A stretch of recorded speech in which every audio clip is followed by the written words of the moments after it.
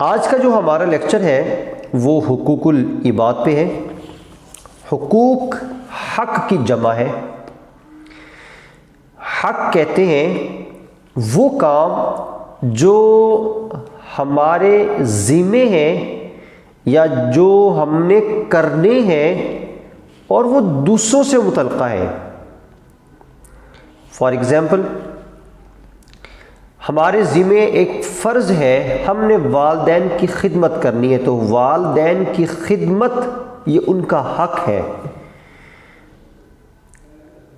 بڑی سسٹر ہے، بڑے بھائی ہیں، ان کا ادب کیا جانا یہ ان کا حق ہے۔ چھوٹوں پہ شفقت کی جائے یہ چھوٹوں کا حق ہے۔ تو ہر وہ چیز جو ہم نے دوسروں کے متعلقہ کرنی ہے اور وہ ہمارے لیے ضروری ہے تو وہ حق کہلایا جاتا ہے۔ تو حقوق العباد اس میں ہمیں جو دوسرے لوگ ہیں ان کے حقوق کے بارے میں بتایا جائے گا۔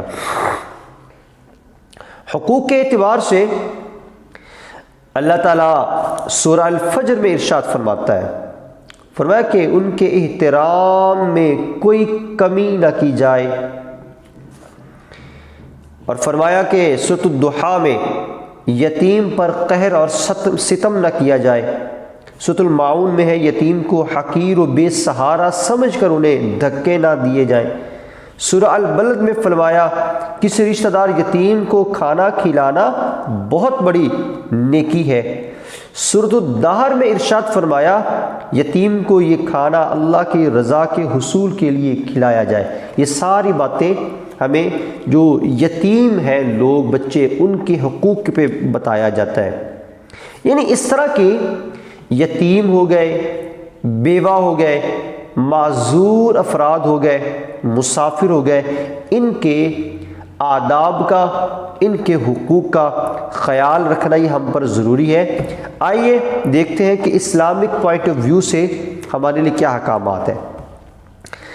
جو چھوٹے بچے اپنے باپ کے سایہ شفقت سے محروم ہو جاتے ہیں، اور وہ چھوٹا بچہ جو ابھی بالغ نہیں ہوا وہ یتیم شرعی طور پر وہ یتیم ہوتا ہے۔ جو بالغ ہوتے ہیں وہ یتیم کے درجے میں نہیں آتے۔ ان کے متعلق معاشرے کے افراد پر کچھ فرائض یا ذمہ داریاں عائد ہوتی ہیں۔ معاشرے کے تمام افراد کا فرض بنتا ہے کہ یتیم جو بچے ہیں ان کے ساتھ نرمی اور محبت سے پیش آئیں، ان کی ہر ضرورت کا خیال رکھیں، ان کے مال اسباب کی حفاظت کریں، ان کی تعلیم و تربیت کا مناسب انتظام کریں، اور جب یتیم بچے عاقل بالغ ہو جائیں، سمجھدار ہو جائیں، اگر کوئی ان کا کاروبار ہے تو پھر وہ کاروبار ان کے حوالے کر دو۔ جو بھی ان کے معاملات ہیں ان سے متعلقہ ان کو اجازت دے کہ وہ اختیار اپنے لیں، اپنے فیصلے خود کریں، ان کو اس قابل بنائیں آپ لوگ۔ اور یتیم بچیوں کی پرورش، ان کی شادی بیاہ کا خاص طور پر اہتمام کیا جائے، اور ان یتیموں کو اس بات کا احساس نہ ہونے دیا جائے کہ وہ باپ کے سایہ سے محروم ہیں۔ تو اس طرح کی باتیں اگر ہم کرتے ہیں تو جو یتیم اس معاشرے کے لوگ ہیں، بچے ہیں، ان کا حق ہے یہ ساری کی ساری چیزیں ہم ان کے ساتھ کریں۔ اور ایسے ہی نبی کریم صلی اللہ علیہ وسلم جب پیدا ہوئے آپ یتیم تھے۔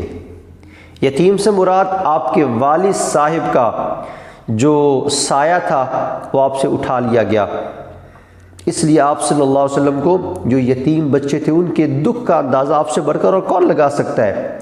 اس لیے نبی کریم صلی اللہ علیہ وسلم اسپیشلی یتیموں کے ساتھ بہت شفقت، بہت احسن انداز میں پیش آیا کرتے تھے۔ تو حقوق العباد جو ہے وہ ہمیں بتاتا ہے کہ تم لوگوں نے کس طرح سے دوسروں کے ساتھ پیش آنا ہے، کس طرح سے تم لوگوں نے دوسروں کے حقوق کو پورا کرنا ہے، اور کس طرح سے ہم نے ان کی دل جوئی کرنی ہے۔ اگر ہم یہ کر لیتے ہیں تو یقیناً جب ہم اللہ کی بارگاہ میں جائیں گے، اللہ کی بارگاہ میں حاضر ہوں گے تو ہمارے لیے یہ ایک نجات کا ذریعہ بھی بن سکتے ہیں، ہمارے لیے اللہ کی بارگاہ میں سرخروئی، کامیابی اور اللہ کی بارگاہ سے ہمیں کامیابی سے ہمکنار کروانے کا یہ باعث۔ حقوق العباد میں یتیموں کے ساتھ رسول اللہ صلی اللہ علیہ وسلم کے کیسے معاملات تھے؟ نبی کریم صلی اللہ علیہ وسلم کی ذات نے ارشاد فرمایا، میں اور کسی یتیم کی کفالت کرنے والا جنت میں اس طرح ساتھ ہوں گے۔ نبی کریم نے 2 انگلیاں ساتھ ملا کر فرمایا کہ اس طرح ہم ساتھ ہوں گے۔ مسلمانوں کا سب سے اچھا گھر وہ ہے جس میں کسی یتیم کے ساتھ بھلائی کی جا رہی ہو، اور سب سے برا گھر وہ ہے جس میں کسی یتیم کے ساتھ بدسلوکی کی جاتی ہو۔ جو کسی یتیم بچے کو اپنے گھر بلا کر لائے اور اس کو کھلائے پلائے تو اللہ تعالیٰ اسے جنت کی نعمتیں عطا فرمائے گا۔ ناظرین، یہ ساری کی ساری باتیں یتیموں کے متعلق ہیں۔ اب ہمارے گھروں میں یتیموں سے متعلق کیا ہو رہا ہے تو معاشرے سے یہ ڈھکا چھپا نہیں ہے۔ ہمیں چاہیے کہ ہم معاشرے کے اس حصے کی جو محرومیاں ہیں ان کا ازالہ کریں، ان کو ختم کریں۔ اگر ہم صحابہ کرام کو دیکھیں تو اگر کسی یتیم کی پرورش کا سوال آتا تو صحابہ کرام آگے بڑھ کر اس کو حل کرتے۔ بدر کے یتیموں کے حق میں حضرت فاطمہ رضی اللہ تعالیٰ عنہ اپنے حصے سے دستبردار ہو گئی۔ حضرت عائشہ رضی اللہ تعالیٰ عنہ یتیم بچیوں کی پرورش کا بڑا اہتمام کرتی۔ حضرت عبداللہ ابن عمر اکثر کسی یتیم بچے کو ساتھ بٹھائے بغیر کھانا نہیں کھاتے تھے۔ حضرت ابو الدحداء نے اپنا باغ ایک یتیم بچے کو ہبہ کر دیا۔ ایسے ہی اسلام نے مسلمان حکمرانوں اور قاضیوں کی یہ ذمہ داری لگائی ہے کہ وہ یتیموں کے اموال، مفادات اور معاملات کی دیکھ بھال کریں اور ان کے سرپرست کے طور پر ان کی شادی کا بندوبست کریں۔ ہمیں حقوق العباد میں جو حقوق العباد کا یہ ایک پہلو ہے اس پہ عمل کرنے کی توفیق عطا فرمائے، اور انشاءاللہ آنے والے لیکچرز میں دیگر جو حقوق العباد کے پہلو انشاءاللہ ان کو بھی ہم ڈسکس کریں گے۔ السلام۔